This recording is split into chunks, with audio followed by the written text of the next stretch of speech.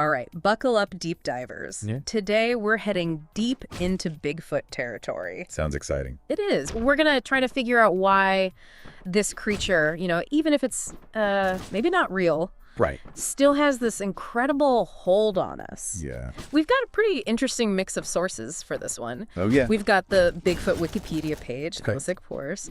We've got the Bigfoot Field Researchers Organization, the BFRO website. Okay. The Believers. Exactly. And get this, Right. an article from the Washington State Military Department. What? The military. Now, that is a curious mix. I know, right? So we've got like the balance, trying to be balanced Wikipedia, and then like the passionate believers. Yeah. And then the military, who knows what they think. Right. Well, it really shows how this idea of Bigfoot has just like permeated our culture, Yeah. From like encyclopedias to like the military using it as a symbol. It's really fascinating. It is. It is. Okay, so before we get too deep into this, let's just, basics, right? What are we talking about when we say Bigfoot? Right. I mean, most people probably have some idea, but Yeah. let's lay it out. So Bigfoot, also called Sasquatch. Right. It's basically described as this large, hairy Humanoid. humanoid. Exactly. And it's said to inhabit North America, Yeah. especially like the Pacific Northwest. Yeah. Lots of forests. Yeah, like lots of places to hide, and that name Sasquatch, it actually comes from the Salish word That's right, Saskets. Saskets, meaning wild man. Wild man. So that already kind of gives you a sense of like what people were thinking. Right? Totally, and it's not just like a recent thing either. Yeah, no. Like this whole like wild man idea. This goes way back. It's like deep in folklore. Exactly. So get you? Yeah, all these different cultures. It's crazy, like even Like if you look at, for example, the Yokuts petroglyphs. oh yeah, the petroglyphs. These are like rock carvings. Yeah. Estimated to be like, what? 1,000 years old. Yeah, about 1,000 years old. They show like this hairy man Uh-huh. that a lot of people think is like an early depiction of Bigfoot. Yeah, I mean it definitely fits the description. Right. And there are all these other stories too, woven into all these different cultures. Like the Spanish explorers back in the 1500s. Yeah. They talk about these dark watchers. Dark Watchers, creepy. I know, right? Just lurking in the shadows. And then you have the Iroquois tradition with their stone giant, this like massive hairy creature. Right. With like impenetrable skin. Oh wow. It's wild how these stories Yeah, just keep popping up. It's like a universal, I don't know. A universal kind of myth. Yeah, universal myth. And it's not just like ancient stories either. Like Teddy Roosevelt in his book The Wilderness Hunter. Okay, yeah. He actually recounts this mountain man's encounter with Oh, really? yeah, with this creature like bipedal, foul smelling. Sounds very Bigfooty, It does. doesn't it? Yeah. It really does. It makes you think like why do we Well, by these stories. Yeah, why these stories across so many cultures Or so many time periods. and time periods Yeah. all have these like similarities. It's pretty wild. Well, maybe it's like, we have this like primal fear of the unknown. Mm-hmm. Like the wilderness that's still out there. Yeah, like beyond our control. Right, beyond our control. That's a good point. Or maybe it's like I don't know, Yeah. this longing for something Yeah. more than ourselves. More connected to nature. Yeah, exactly. Like more in tune with the wild. Yeah, because I think, a lot of people feel like we've lost that connection, Absolutely. We're so like in our phones and in our houses and Bigfoot is like, Out there. he's out there. Living his best life. Yeah. He doesn't need a phone. He's got to figure it out. He's off the grid. He's off the grid. He's the original off the gridder. Yeah. Okay, so but let's talk about how we even got the name Bigfoot. Right. So the name, like the popular use of the name Bigfoot, it really kind of takes off in 1958 Okay. with Jerry Crew, this construction worker in California. He found like these massive footprints Oh yeah. near his work site, and they just like capture the public's imagination. And part of that was thanks to Andrew Genzoli, this reporter, Yeah. and the Humboldt Times newspaper, Okay. who dubbed this mysterious creature Bigfoot. Ah, so that's where it comes from. Yeah, Okay. that's the origin story of the name. The birth of Bigfoot. Right. And those are the footprints you see, like Yeah. everywhere, like plastered on everything. Those iconic, massive footprints. Yeah. Yeah. But there's a little twist to the story. Oh. After Ray Wallace died, like back in 2002, his family revealed that he had actually created those 1958 footprints as a prank. He hoaxed the whole thing. Yeah, like as a joke. Wow. Isn't that crazy? That is wild. Yeah. So all this time, I know. it was a prank. And even before that, there was another hoaxer, Grant Mullins, Okay. and his St. Helens Apes group. They What did they do? They used like carved wooden feet to make tracks, like to scare people. To scare huckleberry pickers, I think. Something like that. Yeah, something like that, like just to mess with people. Oh, man. It's wild.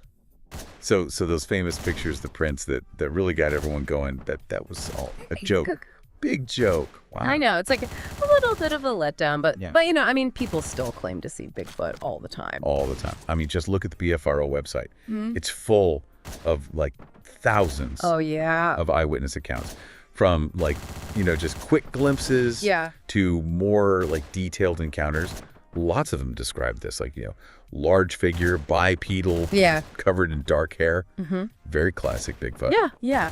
But then you have like the other side of it. Right. The scientists who are like, I don't know about that. The skeptics, yeah, they're not convinced. So what do they say? Like, what are their arguments against Bigfoot? Well, a lot of times they say it's misidentification, Oh. especially of black bears. Yeah. When a black bear stands up on his hind legs, Oh, yeah. They can get pretty tall. they can get really tall. And if you see that from a distance, Yeah. maybe it's dark, you're a little scared. Yeah. Your mind might, Yeah. fill in the blanks. Your imagination goes wild. Exactly. Yeah. Okay. So mistaken identity. That makes sense. What else? Well, some people think it could be escaped apes. Oh, interesting. Like imagine a chimpanzee, gorilla, orangutan Yeah. that got out of, a zoo or something Right. and is now just roaming the wilderness. That would be pretty freaky to run into. I know, right? And there's even a theory that some sightings could be like feral humans. Feral human.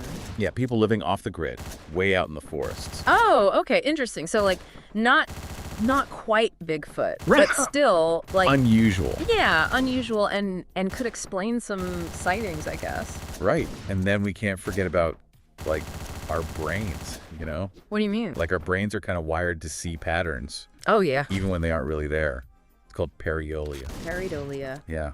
So people see like faces in clouds or, Bigfoot in a blurry photo. Ah, okay. So like our brains are playing tricks on us. Sometimes. Yeah. Especially when we really want to believe something. Right. So we've got misidentification, escaped apes, maybe feral humans, our own brains working against us. It's a lot to consider. It is. It sounds like there are like some pretty good explanations for a lot of the Bigfoot sightings. Yeah, there are some plausible explanations. But what about like the physical evidence? Well, that's where things get a little more complicated. The BFRO, for example, they claim to have hundreds of footprint casts. And they believe a lot of them show like anatomical features that couldn't have been made by humans or, other animals. Really? Yeah. They even point to like dermal ridges, like fingerprints in some of the prints. Interesting. They really go all in on the details. That's pretty fascinating. Yeah. Like they'll document stride lengths, foot pressure, what kind of ground the print was in. Wow. They really try to like rule out other animals. So it's like on one hand, we have people who are like, I saw it. Yeah. And look at these footprints. Right. And then on the other hand, we have the scientists who are like, well, maybe you saw a bear or your brain is making things up. It's a clash between personal experience and scientific scrutiny. It is. It's a real head scratcher. It is. Yeah, it really shows you, how tough it is to like categorize this whole thing. Oh, It's not just about like, is Bigfoot real or not? Right. It's like, why are we Yeah. so fascinated by this creature? Yeah. Even if it's not real, like what is it about Bigfoot that just grabs us? Right. Okay, so speaking of like trying to figure out Bigfoot, Yeah. let's talk about the BFRO. Oh yeah, the BFRO, The Bigfoot Field Researchers Organization. the believers. Yeah, they're definitely out there trying to prove that Bigfoot is real. They are committed, but they're not like totally unscientific about it. Really? Yeah, I mean, they gather data, they analyze footprints, they record audio. They're trying to find like real evidence. Wow, that's actually pretty impressive. Yeah. Like when they analyze those footprint casts, they're like really meticulous about it. Oh, yeah. They look at like stride length, foot pressure, what kind of ground the print was in. They're trying to like rule out other animals. Wow. So it's not just like a bunch of people running around in the woods no. with like blurry cameras hoping to catch a Bigfoot. Like they're really trying to be scientific about it. Exactly.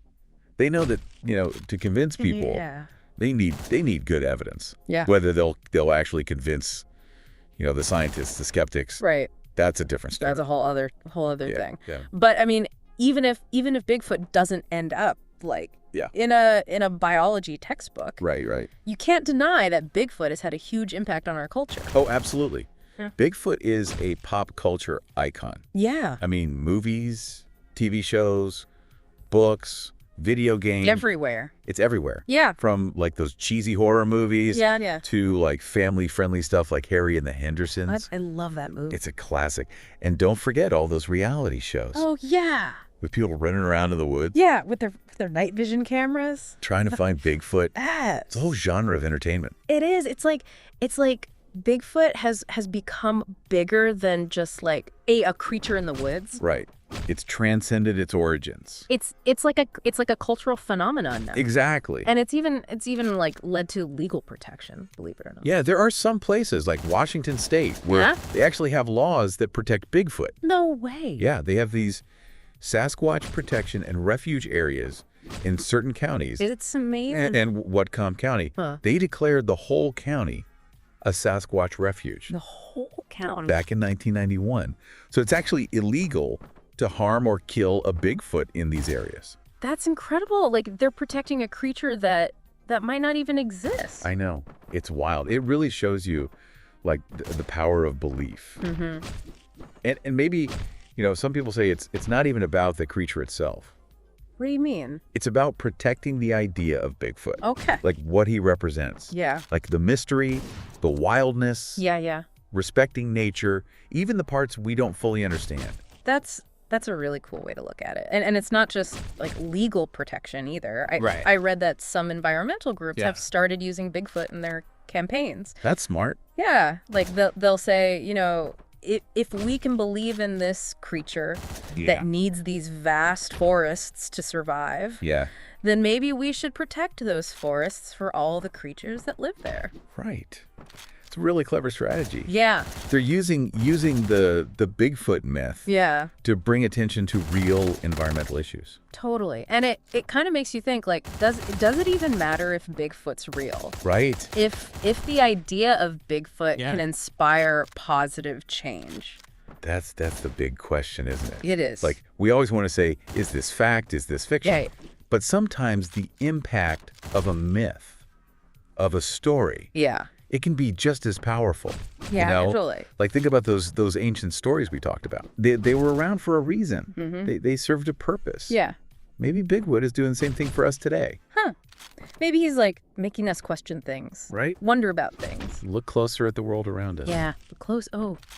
Speaking of looking closer, I found something really interesting in that Washington State Military Department article. Oh, really? What's that? They use Bigfoot as their mascot. What? Yeah, for their Western Air Defense Sector. The military has a Bigfoot mascot. Yeah. They compare the sector to Bigfoot, Like it's rarely seen, rarely heard. Okay, yeah. But always watching. Wow. Ready to be like a messenger of warning if they need to be. That's brilliant. It is. It's like they're using the whole mystique of Bigfoot. Yeah. To represent their mission. Yeah. Protecting the skies. Who knew Bigfoot was like involved in national security? I know, right? It's amazing. It really is amazing. It's like he pops up everywhere, sparking debates, inspiring art, even influencing like policy decisions. Yeah. It's incredible. It really is. Yeah. It really makes you think about all those like blurry Bigfoot photos and videos, Totally. Like maybe they're not about like proving anything. Right. Maybe it's more about like feeding our need for mystery. Yeah, for something that we can't like easily explain. Exactly. Something that defies our little boxes. Right. It's like Bigfoot represents that that wildness that's still out there. Yeah, that untamed part of the world. Yeah. Yeah, the stuff we haven't figured out yet. And maybe a little part of us, hopes that there's something truly amazing out there. Yeah. Something more than just what we see every day. Right. Like, wouldn't that be incredible? It would. It really would. It's like we need to believe in magic. Yeah. Yeah. Like, there's got to be more to life than just, work and bills and traffic. Exactly. Okay, so wow, we've covered a lot of ground here. We have. In Bigfoot land. We've gone from like ancient stories to like modern day pop culture. We've talked about the skeptics, the believers. Footprints, the hoaxes. It's been quite a ride. So what stands out to you the most? Like, what's the most interesting part of all this? For me, it really comes down to the power of belief. Okay. Like, whether you're a true believer or you think it's all, nonsense. Right. There's something about Bigfoot that just gets a reaction out of people. It does. Like a sense of wonder, a desire to know more. Yeah. And that's what makes it so fascinating, I think. Yeah, it's not just about finding Bigfoot. It's like, what does our fascination with Bigfoot say about us? Exactly. That's a great point. It's like sometimes the search is just as important as what you find. Yeah, absolutely. So to all you deep divers out there, if you're feeling inspired, go do some exploring of your own. Maybe take a hike in the woods. Get out there. Keep your eyes peeled, You never know. You never know what you might find. And even if you don't see Bigfoot. Yeah. Just being out in nature, being open to the possibility, it's its own reward. It is. And remember, even if Bigfoot turns out to be, just a story. Yeah. The questions it makes us ask about nature, about the unknown, about what we believe. Yeah. Those are real. Those are worth thinking about. That's a really great point. Maybe the real treasure isn't finding Bigfoot. It's what we learn about ourselves along the way. Well, that's all the time we have for today's deep dive into Bigfoot. It's been fun. It has. Thanks for joining us. And until next time, keep those minds curious, keep those hiking boots ready, because you never know what mysteries are out there just waiting to be discovered.